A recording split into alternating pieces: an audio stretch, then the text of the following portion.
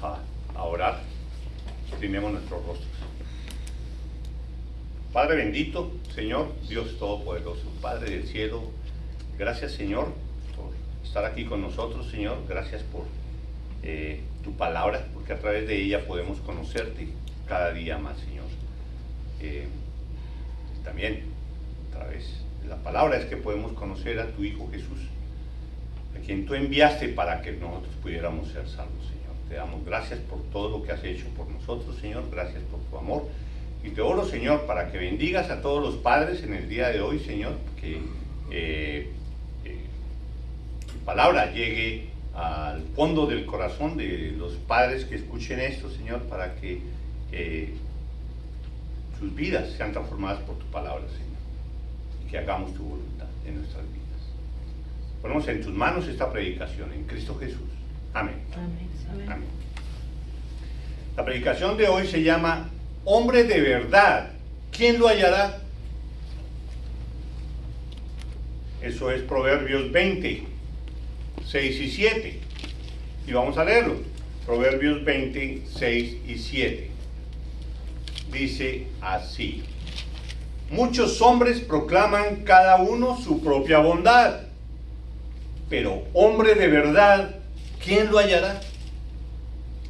Camina en su integridad el justo, sus hijos son dichosos después de él.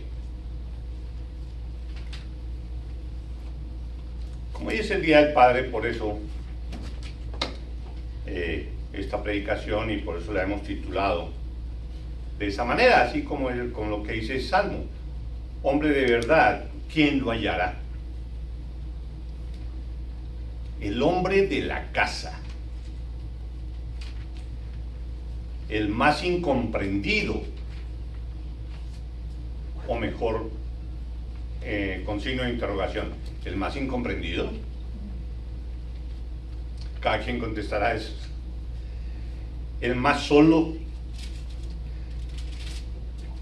deshonrado, irrespetado, olvidado, o el más amado, el más querido, el más respetado.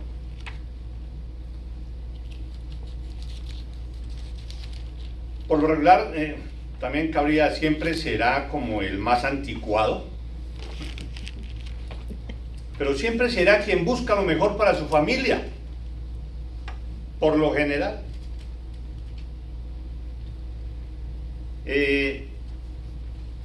Voy a leerles un escrito de hace muchos años que por ahí encontré, que de todas maneras ha venido cumpliéndose todos estos años. Y es la forma como alguien repasa su pensamiento sobre su padre a través de los años. Y precisamente lo llama mi padre según pasan los años. Y son los dichos de un hijo acerca de su padre. Esta es la forma como va evolucionando el concepto sobre el padre. Entonces, a los 4 años, más o menos, que ya el niño tiene ya algo de uso de razón y empieza a hablar y todas las cosas, y ya dice muchas cosas interesantes. A los 4 años dice: mi papá puede hacerlo todo, es un superhéroe, le falta la capa nomás, es un superhéroe, mi papá es todo. A los 5 años, mi papá sabe un montón de cosas, en realidad creo que lo sabe todo. A los 6 años, en que ya tiene encuentro con alguno en el prekinder o lo que sea, mi papá es más inteligente que el tuyo. A los 8 años, bueno, mi papá no exactamente sabe todo, pero sabe mucho. Ya empieza. A los 10 años, parece que en los años de que mi papá creció, seguramente las cosas eran muy diferentes.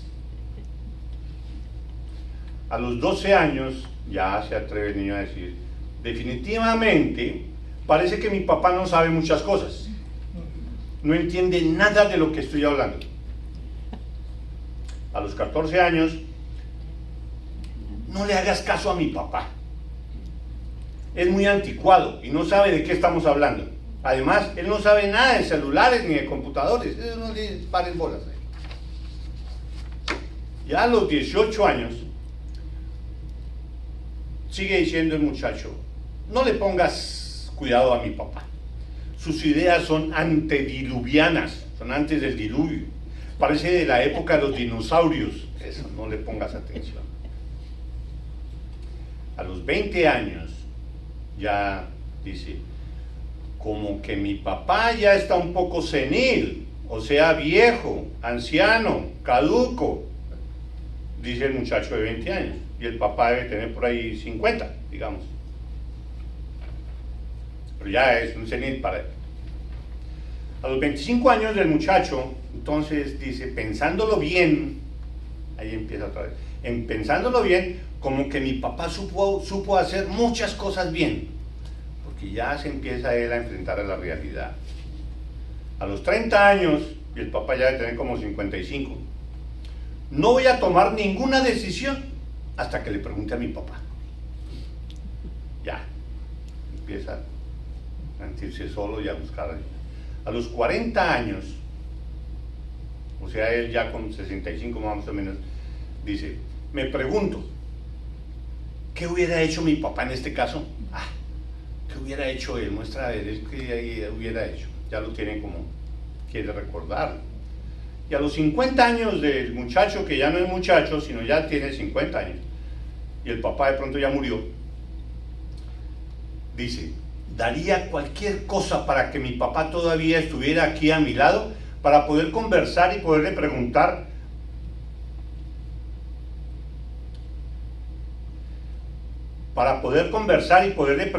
sobre toda esta problemática por la que estoy pasando.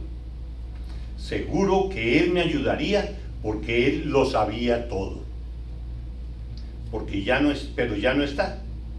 Y lo desaproveché mientras vivía.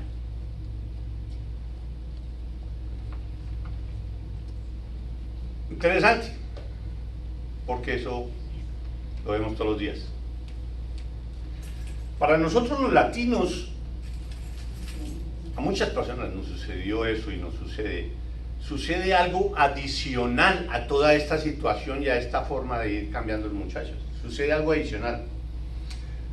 Porque, de acuerdo a la generación de inmigrantes que somos aquí en este país, nuestros hijos son los que hablan bien el inglés. Para nosotros es más difícil, no lo sabemos, pero ellos sí lo aprenden como una esponja. Entonces ellos son los que hablan. Entonces nosotros tenemos que pedirle el favor a ellos para que nos ayuden a entender lo que alguien está diciendo y que necesitamos conversar con él, pero no le entendemos. Ven, ayúdame, ¿qué es lo que está diciendo? Ayúdame a preguntarle esto. Entonces, porque lo necesitamos de esa manera, se pierde autoridad. Perdemos autoridad con nuestros hijos. Y ellos no pierden la oportunidad para aprovecharse de eso. Lo usan por nuestra falta del idioma, y ellos sí. Entonces, otra cosa con la que nosotros los padres, ahí sí, padre y madre, pues debemos lidiar mucho. Entonces, hoy por hoy el papel del padre se ha distorsionado tanto, que se convirtió en una figura desprestigiada, a quien todos critican y respetan y lo tienen en poca cosa. Se reconoce su valor muy tarde ya, como lo que estábamos leyendo. Aunque Dios, por su gracia general, la que le da a todo el mundo, creyentes y no creyentes, aunque Dios por su gracia general da esos atributos de líder, de protector, de ser cabeza de la familia, en general a todos, aunque Dios da eso, Satanás se ha ocupado en destruir ese modelo. Y hoy por hoy el concepto de padre es algo que perdió su importancia y ahora el modelo ha sido sustituido por otro, donde ya no es el hombre el que hace esas funciones de protector, líder, conductor, sino ya la mujer ha entrado en ese campo, ya en cierta forma usurpado, así sea no intencionalmente, pero o le toca desarrollar ese papel en la familia. Ahora es ella la que es la líder, la que provee y la que toma todas las decisiones, independientemente. Distorsionando el concepto de familia y el modelo de familia establecido por Dios. Y si se destruye la familia, todos sabemos que si se destruye el modelo de la familia, se destruye la sociedad. Dios estableció eso por su gracia general, vuelvo y repito, para que la sociedad pudiera funcionar y pudiera andar y tener al menos un ambiente medio tranquilo donde la palabra de Dios se pueda predicar, sin tanto lío. Por eso Él da esos dones y esos modelos a creyentes y no creyentes. Pero Satanás se encarga de destruirlo de todas maneras. No es de extrañar que todo este cambio de modelo se vea en el mundo, se ve, todos lo vemos, pero que lo veamos en medio de las familias cristianas y en comunidades cristianas es algo que debe llamarnos mucho la atención y ponerle cuidado. Y debemos hacer todo lo que esté a nuestras manos para volver a lo establecido por Dios y a respetar el modelo que Él estableció y los roles que Él estableció en la familia. El rol del padre, el rol de la madre, el rol de los hijos. Él lo tiene supremamente bien definido en su palabra. En varias partes. En Proverbios hay mucho sobre eso. En Efesios hay mucho sobre eso, capítulo 5. En muchas partes podemos ver cuál es el papel del hombre, cuál es el papel de la mujer, cuál es el papel de los hijos, cómo es la relación entre ellos, entre los esposos, entre los padres y los hijos. Todo eso está ahí. Y no lo vamos a repetir ahorita. Todo eso lo conocemos o lo debemos recordar y volver a leer. Ahí está. Si queremos hacer la voluntad de Dios, pues tenemos que leer la palabra de Dios. Los invito a que leamos ese tema, ese aspecto, ese concepto y que lo analicemos, ese concepto de familia que estableció Dios y que lo reprodujo exactamente en su palabra. Y entender, por ejemplo, que ve uno en el Antiguo Testamento, lee uno los libros del Antiguo Testamento y ve uno a Dios como el Ser Supremo, el Dios Todopoderoso, el Dios que todo lo puede, todo lo sabe, el Dios completamente justo, que castiga a su pueblo cuando no le obedece, que lo bendice cuando le obedece. Es el Dios, el Señor de señores, el Rey de los ejércitos. Él es todo, Él es temible, Él es poderoso. ¿Sí? En el Antiguo Testamento esa es la característica que más se ve de Dios y su santidad. Si nos vamos al Nuevo Testamento, entonces es donde vamos a ver con mayor énfasis ese concepto de padre. Padre. El concepto de hijo. ¿Y qué relación hay entre el hijo y el padre? Y ese amor entre el padre con el hijo con el padre, la integración y con el Espíritu Santo, que son ellos mismos, esa unidad, esa dependencia, esa intimidad entre ellos. Ahí se ve todo eso en el Nuevo Testamento. Entonces ve uno ese concepto de padre. ¿Por qué usó Dios ese concepto de padre? Pues ya la explicación, la contestación a esa pregunta parece realmente difícil. ¿Por qué Dios hizo esto? ¿No? ¿Quién está aquí para preguntarle a Dios por qué? Nadie. ¿Sí? Pero uno se imagina porque es que esa palabra encierra una cantidad de cosas que implica amor, implica protección, implica liderazgo, ¿sí? Implica obediencia por parte del hijo, implica el cuidado, implica el amor al hijo. Todo eso, la palabra padre implica tanto en ese sentido que por eso Dios escogió, digo yo, ese padre, esa palabra, padre, y no otra, cualquier otra, esa. Porque no es el padre, aunque es el padre, pero él no es padre, ¿sí? Él es Dios. Jesús es el padre de Jesús, pero Jesús no fue creado por el Padre, Jesús es Dios. Eso pues sabemos que no lo podremos comprender completamente porque es la Santísima Trinidad. Pero volviendo al versículo de hoy, volvamos a leer, bueno, al menos parte del versículo 6 dice: pero hombre de verdad, ¿quién lo hallará? Así como cuando se habla en Proverbios 31:10 acerca de la mujer, ¿recuerdan? La mujer virtuosa. Dice, el 31:10 dice, mujer virtuosa, ¿quién la hallará? Asimismo, el salmista está diciendo ahorita, el de Proverbios está diciendo en ese momento, pero hombre de verdad, ¿quién lo hallará? Mujer virtuosa, ¿quién la hallará? ¿Es que no hay? No, sí hay, pero parece que no hay muchos. Son seleccionados. ¿Quién la hallará? Sí lo hay.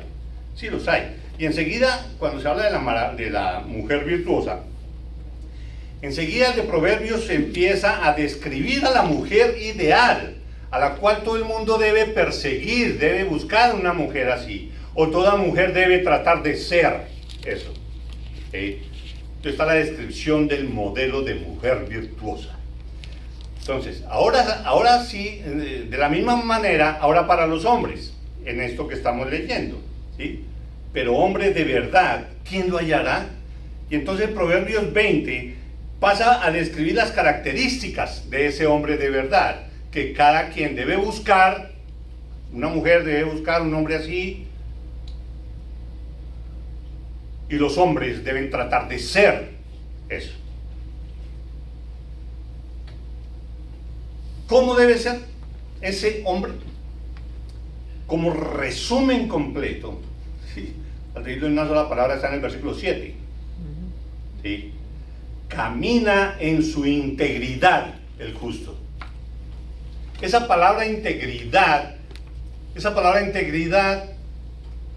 encierra todo lo que Dios quiere de ti como hombre. Bueno, y como mujer también. Esa palabra integridad encierra una cantidad de significados que si queremos saber qué es lo que Dios quiere de nosotros como padre, como hijo, como persona, como soltero, como lo que sea, busque ese tema de integridad en la Biblia. Ahí está encerrado todo, la integridad.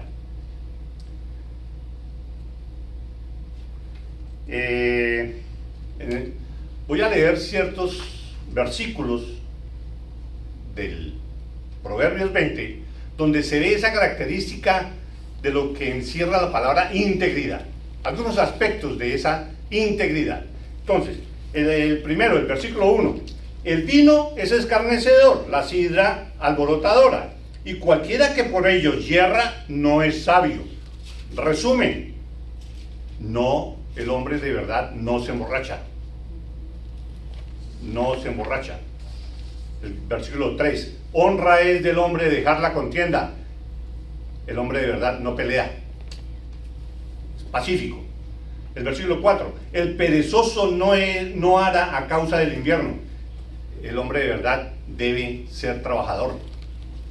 El quinto, como aguas profundas es el consejo en el corazón del hombre, mas el hombre entendido lo alcanzará. Él dirá y rescatará ese consejo, el significado de ese consejo, así esté muy profundo. Y entonces el hombre de verdad buscará la sabiduría de Dios para aplicar los buenos consejos. Versículo 6. Muchos hombres proclaman cada uno su propia bondad, el que ya leímos. Pero hombre de verdad, ¿quién lo hallará? camina en su integridad el justo. Sus hijos son dichosos después de él. Bueno, pero el versículo 9, otra característica del hombre de verdad. ¿Quién podrá decir, yo he limpiado mi corazón, limpio estoy de mi pecado? El hombre de verdad no será orgulloso, nadie puede limpiar su propio pecado, nadie, todo debe reconocérsele a Dios. Si Dios lo salvó, fue por él, no uno mismo. El versículo 10, pesa falsa y medida falsa, ambas cosas son abominación a Jehová. El hombre de verdad debe ser honrado, será honrado.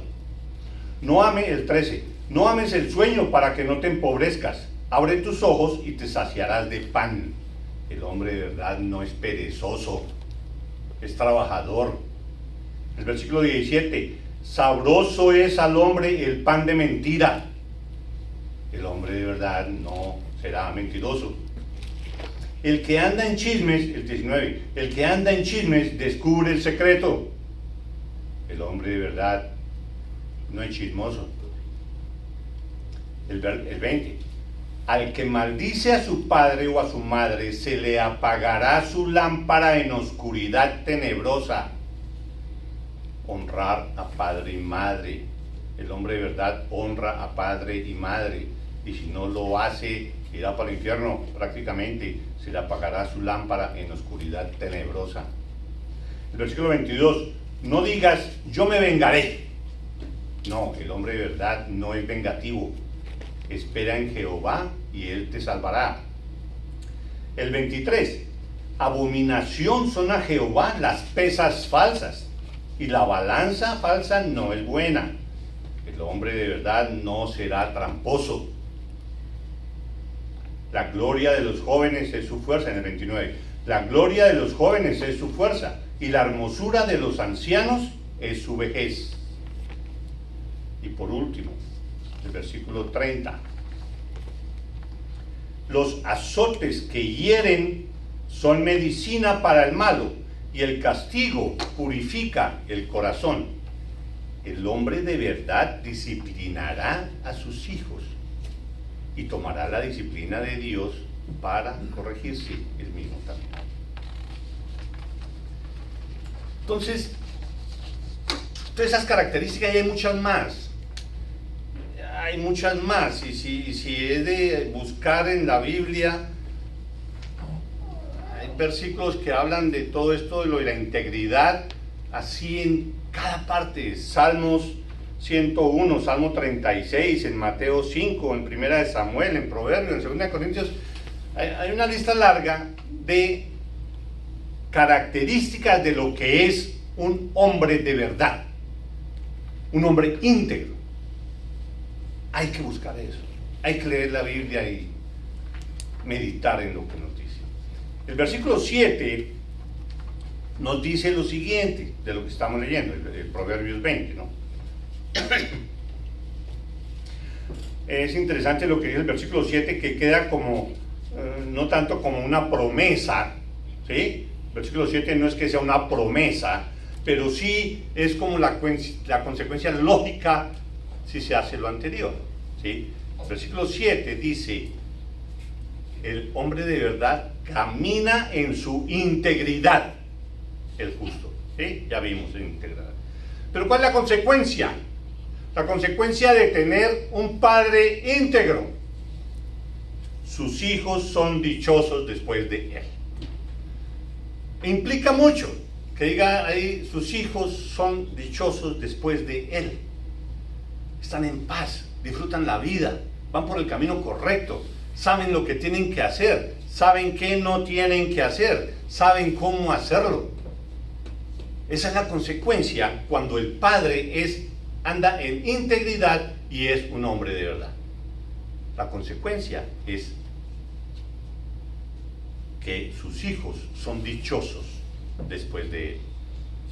No podemos considerar esto como una promesa, así tal cual, porque lo vemos a diario que muchos de nuestros hijos o hijos del mismo papá, el mismo trato y demás, uno sale de una manera y otro sale otro, y obedecen y otros no obedecen. Pero la consecuencia lógica es esa. Sé íntegro y tus hijos serán íntegros. No hay mejor regalo para un padre, sino que lo digan los presentes. Que sus hijos sean dichosos como consecuencia de la integridad de su padre. Que sean dichosos haciendo el bien, no que sean dichosos buscando solo su deleite. En general, todo esto que hablamos de la integridad de alguien, esa integridad, esa no la puedo adquirir, no la puede adquirir nadie por sí solo. ¿Por qué? Por la naturaleza que tenemos, nuestra naturaleza pecaminosa, nuestra natural tendencia a decir mentiras, nuestra natural tendencia a ser perezosos, nuestra natural tendencia a engañar.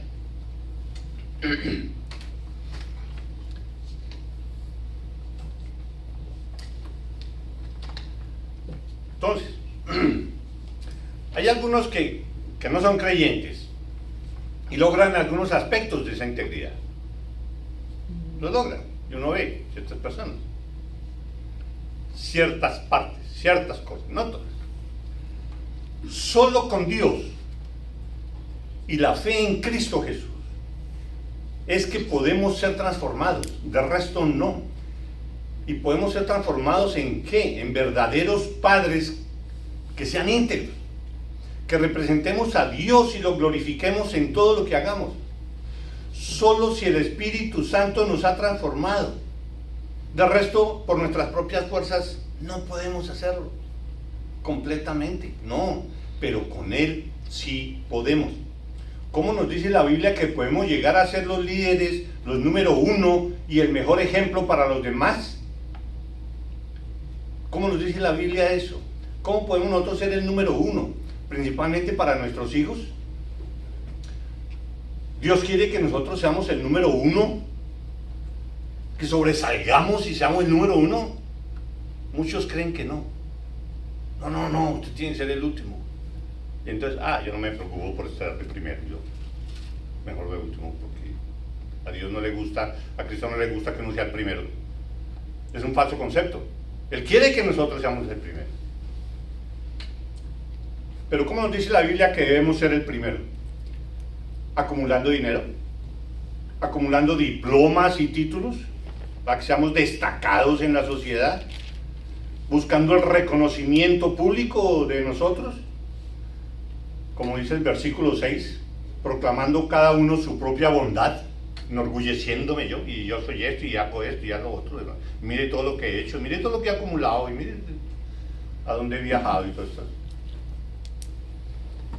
Enorgulleciéndose de todo, así es el número uno, mandando y ordenando despóticamente, porque yo soy el número uno, y me impongo sobre los demás. Yo soy el número uno aquí en esta casa. ¿Es eso? La respuesta a eso, de cómo es que nos dice la Biblia que debemos ser el número uno, porque eso es lo que Dios quiere, que seamos el número uno. Seamos destacados. Pero miremos cómo. Y lo hemos escuchado muchas veces. Mateo 20. Mateo 20, en versículo 25. Dice: sabéis que los gobernantes de las naciones se enseñorean de ellas, y los que son grandes ejercen sobre ellas potestad. Bueno, nuevo. Los gobernantes de las naciones se enseñorean de ellas, y los que son grandes ejercen sobre ellas, hacen lo que ellos quieren. El versículo 26 de Mateo 20 dice: mas entre vosotros no será así, sino que el que quiera hacerse grande entre vosotros será el que acumule más las ganancias, el que sepa más la Biblia, el que me diga la Biblia de memoria, ese será el primero. No, sino el que quiera, el que quiera ser vuestro servidor, ese será el primero. Y el que quiera ser el primero entre vosotros será vuestro siervo. ¿Cómo quiere Dios que nosotros seamos el primero y los más destacados en cualquier parte donde estemos? Que seamos los que más sirvamos, ¿Cómo es que se muestra el amor de Dios, el amor de Cristo a los demás? Si nosotros servimos, si nosotros ayudamos, si nosotros apoyamos, si soportamos a alguien. Esa es la forma como nosotros podemos servir a los demás, mostrándoles el amor de Cristo, ¿sí? Y de esa manera, el que más sirva, ese será el primero.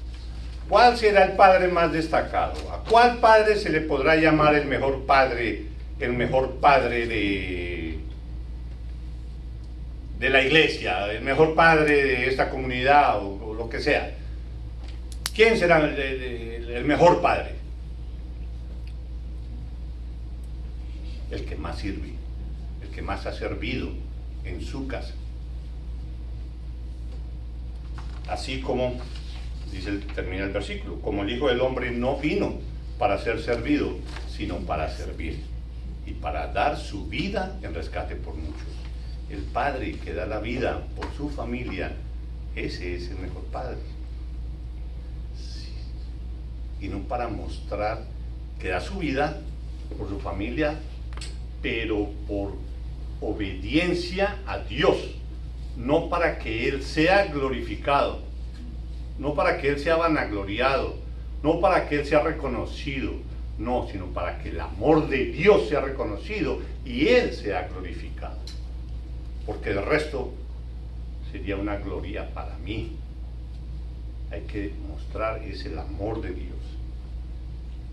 Entonces eso es lo que Dios quiere de nosotros, que seamos humildes de corazón y que amemos sirviendo, así como Jesús nos amó. Y esto no lo podemos hacer si nosotros no somos transformados por su Santo Espíritu. Sin ser creyente no, es imposible que eso se haga. Algunos dirán que sí pueden hacerlo. Pues, si su Santo Espíritu no nos transforma, no lo podemos hacer. Si no hemos venido a Cristo en arrepentimiento y fe y lo hemos recibido en nuestro corazón con verdadero arrepentimiento, Él no nos transforma, Él no nos da la fe. Así se distingue un padre de verdad, un hombre de verdad, el que más sirve. Y hay tareas específicas para los padres, y cierro con esto. Hay una tarea específica muy conocida de todos, una tarea muy específica al padre, directa, y es un mandamiento, y hay que hacerlo. Y está en Deuteronomio 6, versículo 4, que dice: Oye Israel, Jehová nuestro Dios, Jehová uno es, y amarás a Jehová tu Dios de todo tu corazón y de toda tu alma y con todas tus fuerzas. Sabemos todos que ese es el primer gran mandamiento. Y estas palabras que yo te mando hoy estarán sobre tu corazón. O sea que estas palabras que voy a decir ahorita estarán sobre tu corazón, estarán impregnadas en tu corazón, en todo tu ser, en todo lo que tú piensas, en todo lo que tú analizas. Estas palabras que te voy a decir deben formar parte de ti, de tu ego, de tu ser. Tan pronto estén arraigadas en tu corazón, que formen parte de ti, entonces debes hacer lo siguiente. Esas palabras las repetirás a tus hijos y hablarás de ellas estando en tu casa y andando por el camino y al acostarte y cuando te levantes. Y las atarás como una señal en tu mano y estarán como frontales entre tus ojos, y las escribirás en los postes de tu casa y en tus puertas. Entonces llama la atención en esto que está diciendo aquí Dios en Deuteronomio 6, el papel del hombre con sus hijos.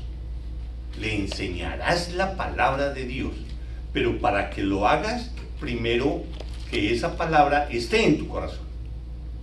Y ahí sí puedes explicártela y mostrársela con tu misma vida y con lo que dice la Biblia, cuál es la palabra de Dios para que ellos conozcan a Dios y lo obedezcan, así como tú quieres que tu hijo te obedezca.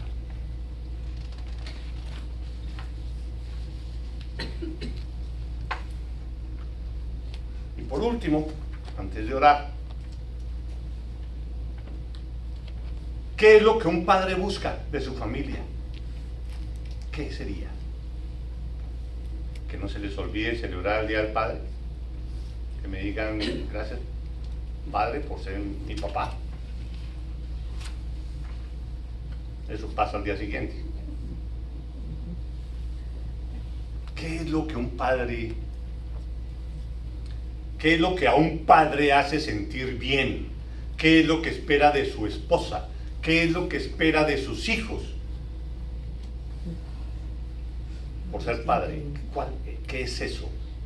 Eso lo podemos resumir en una sola palabra y es respeto. Respeto. Si tú quieres ver a un padre amoroso, agradecido, dedicado a su familia,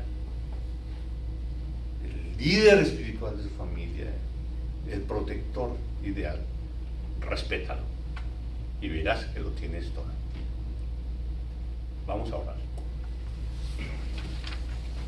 Padre, gracias, Señor, por tu palabra. Gracias, Señor, porque tú siempre nos muestras a través de ella cuál es tu voluntad en nuestras vidas, y sabemos que la voluntad tuya en nuestras vidas es para nuestro beneficio, y no solo para que tú te complazcas con lo que te obedezcamos, sino que también es para nuestro beneficio y nuestro deleite. Te damos gracias, Señor, y te oro para que obres en cada uno de los padres de esta tu congregación, Señor, y de los que estén escuchando esta predicación. Que tú obres en ellos, Señor, y que seamos transformados, Padre del cielo, para que podamos andar en integridad, glorificando tu nombre. Te damos gracias, Señor, en Cristo Jesús. Amén. Amén. Amén.